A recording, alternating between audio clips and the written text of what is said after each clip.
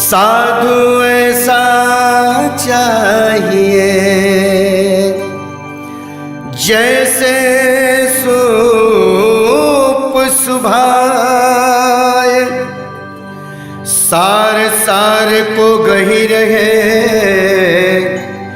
धोथा दे उड़ाए। गोस्वामी तुलसीदास भी लिखले बाड़ी, एहि मह रघुपति नाम उदारा, एहि मह रघुपति नाम उदारा, सुमिर सुमिर नर उतरहि पारा, कलजू केवल नाम आधारा। ए गीत में लहरी जी भी लिखले बनी, लहरी के जे पार लगा दी। ए असार संसार में भव सागर के पार करे खातिर बस एगो नाम ही आधारा बाटे, वही नाम से भव सागर के आप पार करी। आए लहरी जी अपना कलम के माध्यम से भोजपुरी में सात तत्व के बारे में कैसे लिखतनी।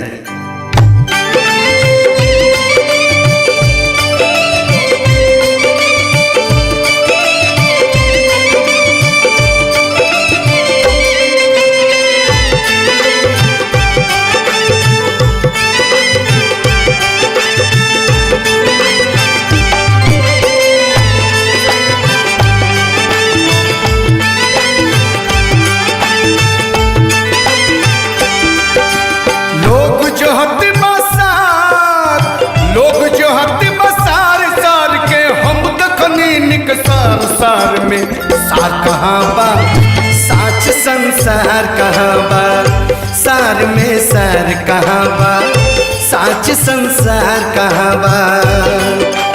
लोग जो हत बा सार सार के हम दखली निक सार सार में सार कहाँ बा, साच संसार कहाँ बा, सार में सार कहाँ बा, साच संसार कहाँ बा।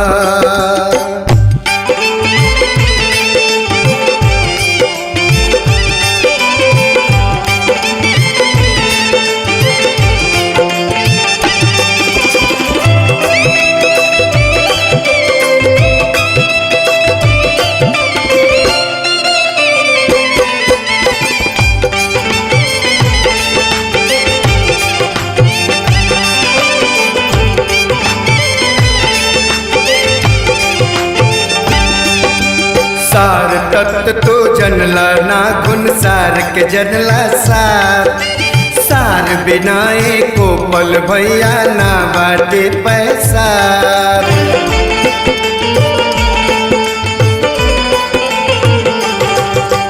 सार तत्व तो जनला ना गुण सार के जनला सार, सार बिनाए को पल भैया ना बाटे पैसार। दिन में सार न रात में सार, दिन में सार न रात में सार, न सार मिले भिन्न सार सार में सार कहाँ बा, साच संसार कहाँ बा, सार में सार कहाँ बा, साच संसार कहाँ बा।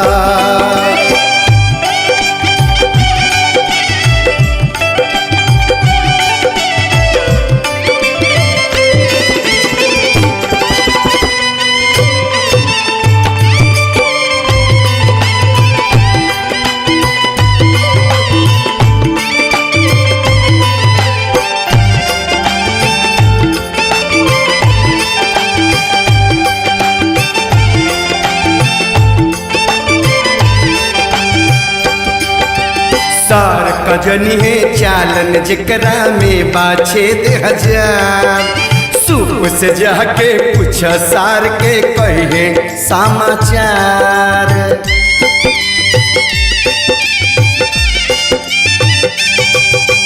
सार कजनी है चालन जिकरा में बाछेद हजार, सूप से जाके पूछ सार के कहे समाचार। भूसा भूसी फेंक सार के, भूसा भूसी फेंक सार के, थैले भर अखबार सार में सार कहाँ बा, साच संसार कहाँ बा, सार में सार कहाँ बा, साच संसार कहाँ बा।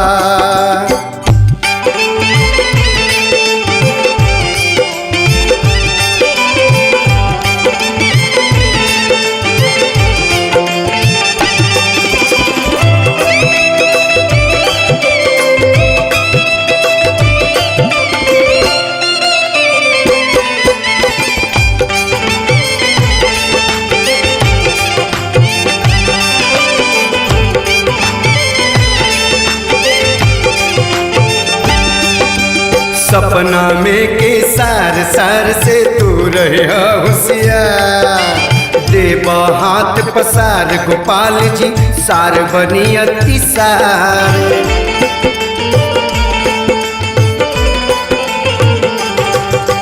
सपना में के सार सार से तू रही होशियार। देव हाथ पसार गोपाल जी सार बनी अतिसार। लहर के जे पार लगा दी, लहर के जे पार लगा दी, ओही के जनिहा सार सार में सार कहावा। साच संसार कहावा, सार में सार कहावा, साच संसार कहावा। लोग जो हत सार सार के हम दखनी निक सार सार में सार कहावा।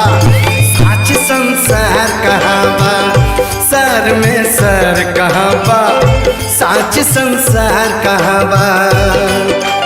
लोग जो हत सार सार के, लोग जो हत सार सार के हम दखनी निक सार सार में सार कहावा। साच संसार कहावा, सार में सार कहावा, साच संसार कहावा, सार में सार कहावा, साच संसार कहावा, सार में सार कहावा, साच संसार कहावा।